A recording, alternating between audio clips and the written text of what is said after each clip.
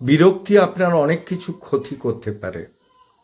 আপনি যদি বিরক্ত হয়ে কোনো কাজ করেন, সেটা কিন্তু কাজ যেমন হবে না, আপনার মনের উপরে চাপ সৃষ্টি করে আপনাকে মানসিক দ্বিধাগ্রস্তের ভেতরে ফেলে দেবে।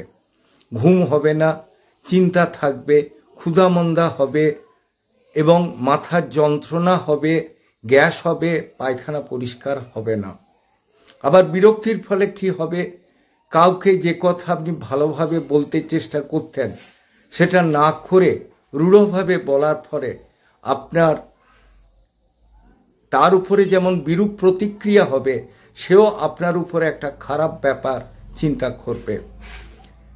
আরেকটা বিরক্তির ফলে হয় কি, আপনি কিছু করতে না চাইলেও এমন কিছু জিনিস হয়ে যাবে যেটার দায়ভার আপনাকে নিজেই নিতে হবে, নাহলে কষ্ট পাবেন।